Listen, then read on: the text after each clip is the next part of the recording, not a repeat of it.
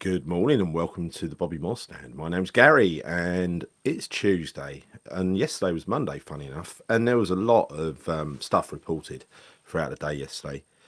I was tempted to make a video with breaking news, but then I decided to have a look and see how it evolved first because the John Duran story, I saw it pop up and I thought, oh, we've put a bid in for John Duran, and I had a little look at it and I thought, that's a funny number, isn't it? 57 million. They wanted 60 million, so we've obviously gone in low.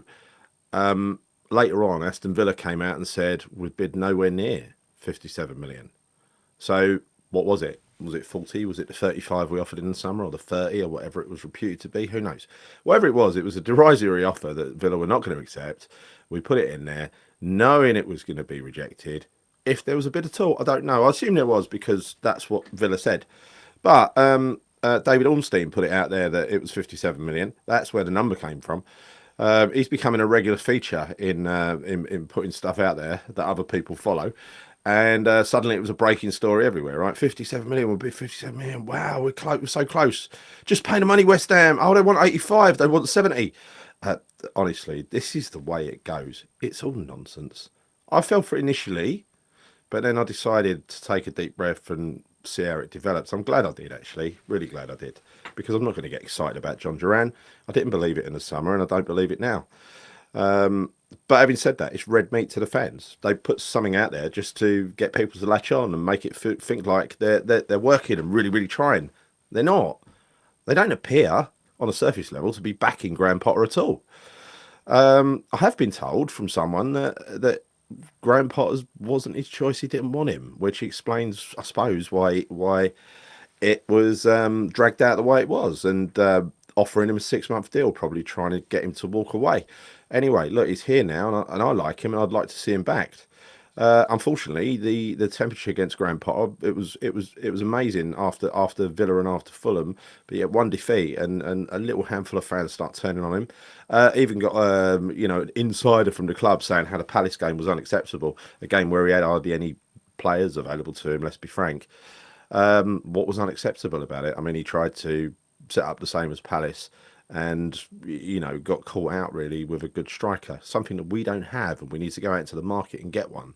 Really, there was two teams there, quite closely matched, and we've got an injury crisis. So weren't that bad in hindsight when you look at it. It was a very dull game, and I don't really enjoy trying to just cancel another team out. But when you've got no attacking options, what are you supposed to do? I don't know. And I'm sure Graham Potter doesn't either.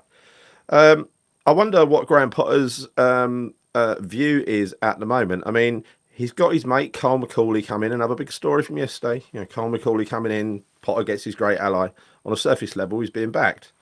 Well, that isn't necessarily being backed, because there is another thing that the board want to do, and that is get rid of Tim Stein, who has to leave of his own accord. If I was to suspect how this is going to unfold, Kyle McCauley is a data analyst and a scout. I think sometimes the two in the same.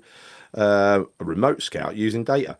Well, that's what Maximilian Hahn is, the one that Tim Stein brought in, the one that's been doing all of the stuff this transfer window, all of the legwork. He's Tim's man. There's also Tim's brother there as well. So I would imagine if you want to force Tim to go, they'll be replacing Max, or be replacing Tim's brother, whose name escapes me, and then that will leave him with no responsibilities because he's already been stripped of his duties. So what option will he have but to go? Now, don't get me wrong, I'm not a Tim fan, but I'm more of a fan of Tim than I am of his boss. Okay, and anything that comes from his boss, I'm inclined to not believe. Having been on YouTube for 4 years plus now, you get to know who talks to who, where the alliances are, and all that sort of stuff. And it ain't just on YouTube; it's across media. I'm very familiar with the way with those alliances and how they work and how data is shared. And when the information comes from David Sullivan at source, how that finds its way out there. And if there is a narrative that he wants to push, it will carry on getting pushed. It will carry on getting pushed. And if you open your eyes and have a look, you'll realise it too. But it's not for me to name people. So anyway, look, that's just the despicable club that is West Ham. And David Sullivan, this is a game to him. This is a big game. We got, 13 days to go now in the transfer window? We've put one meaningful bid in, or have we? No, not really. We haven't. Uh, there was a paper talk yesterday. We put a bid in, believe it or not, for that Ali Wahi. Well, you know me feelings on him. Well, you know, if that's the best we can do, honestly, I think we're shagged. I'd have to consider my future watching West Ham. I think if we bought him, but anyway, that aside, I think all of these stories, the vast majority of them, are just plants. I'd love to believe I was wrong. I'd love to suddenly wake up tomorrow and see that we've actually had bids accepted for players that we need. One thing I will take away from yesterday seems to be that some of the people attached to Sullivan were reinforcing this £57 million bid. That must mean that we've got 57 million to spend. I think that's the way it works, isn't it? I think it is. So yeah, I'd like a striker, please. We can get one in for 20 million. I'd like an attacking midfielder, probably like a centre half as well. But look, I think bare minimum striker and attacking midfielder. You know, without those two pieces in this system, we are going to struggle for the rest of the season. But my worry is the announcement that a certain mouthpiece came out with on Twitter yesterday was to announce to the world that Jared Bowen is due back when exactly? Ooh. When's the transfer window close again? Is it the 3rd of February? I think it is. Well, it's a coincidence, pure coincidence, that Jared Bowen is due back to full fitness that very day. Not the day after, not the day before, that very day. And it's things like that kind of make me a little bit suspicious that we're not going to spend any money. I mean, I can't say we're not. I hope we do, but I just feel that we're not. I feel that Potter's not being backed. I feel we're not going to spend any money. I feel there will be a number of pieces of red meat thrown out for us to consume and get excited about, and you know. But yeah, that aside, what are you going to do? Anyway, we'll carry on reporting on it as it comes. We'll try to, with things like Duran, we'll try to evaluate it and sort of maybe see how it unfolds before we actually put a video out there, which is what we did. Poor Carl McCauley. You know, Tim Stighton's a convenient scapegoat in transfers. He was banned from transfers last January, if you remember, for a convenient little mishap in a Norwegian transfer. Perfectly timed, meaning you have to sit this one out to him, leave it to me and Dave. And Dave and Dave, the dynamic duo, went and sold Full Nails and bought Calvin Phillips. It was a great piece of business, wasn't it? We all remember that. Memorable, memorable. Well, this January he's been told to sit out again. Not only sit out, it's been a sustained media campaign to tell everybody how bloody useless he is. They've been dismantling his reputation for over a month now.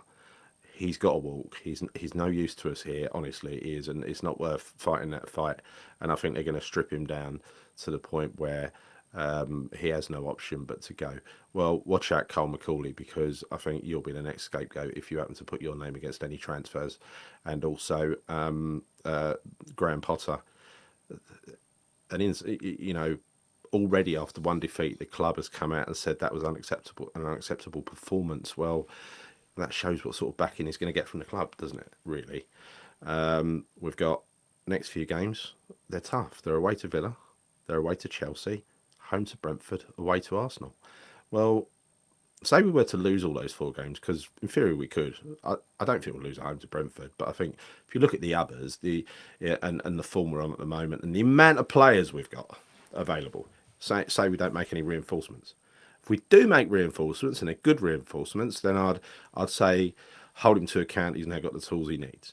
If he hasn't got the tools he needs, how can you hold someone to account, right? Especially if you're playing against really good sides, and if they happen to be in form and turn up on the day. Again, it's football; anything can happen. But away to Villa is tough. We know that. Away to Chelsea is most definitely tough, and home to Brentford is even tough.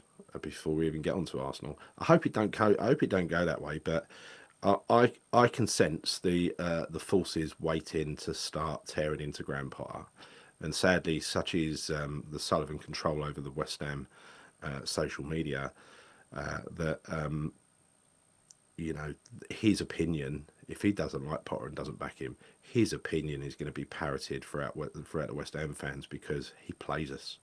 plays us so well, and it's not up for me to tell you how he does that.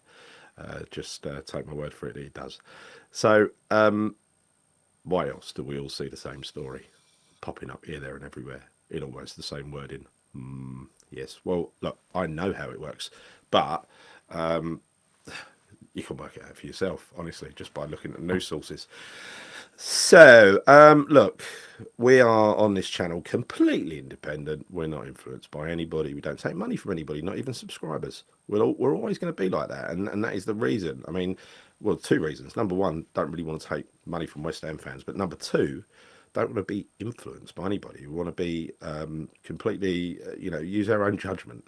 Use our own judgment, not be subservient to anyone, right? To carry a narrative and whatever. So, and again, this is not me pointing the fingers. A lot of very, very good West Ham channels out there who operate exactly the same way as us. So, look, if you've enjoyed this video, sorry it's been a bit ranty at the end. It's kind of what happens. I'm about to go up into the city. I'm cold. I'm sitting here with my scarf on in my shed, and it's a little bit, I'm feeling a bit miserable today, got to be honest. So, well, feeling miserable because we haven't bloody spent any money, and I just feel like we ain't going to. But if you like the stuff we do, please subscribe to the channel, The Bobby Moore Stand. Hit the bell notification icon and give the video a like. I think that's it. Just one more thing to mention, the Aaron Wan-Bissaka incident. I mentioned it was a bit poisonous inside the ground the other day. Well, what happened was somebody, I think early 20s, I don't know which stand, but I saw the details of it, and young fan racially abusing Aaron Wan-Bissaka. The kind of insult a young person shouldn't even know about, to be honest. It's like belonged in the 70s. It's disgusting, absolutely disgusting. Well, instant justice was served to that prat, via quite a few people around him. He had to be dragged from underneath people by security and pulled away. No room for that in football. Definitely, I would be against that. I would be against that against any football player, let alone someone who's, for me, has been pretty much our player of the year so far. I really like him, and that is sickening that I heard that, but uplifting that instant justice was served, don't you think? So that is me done. Very quick video today. Sorry there's no breaking news, but half of it I don't believe anyway. We'll only bring you something when we think there's something in it. All right. See you soon. Come on, you ones.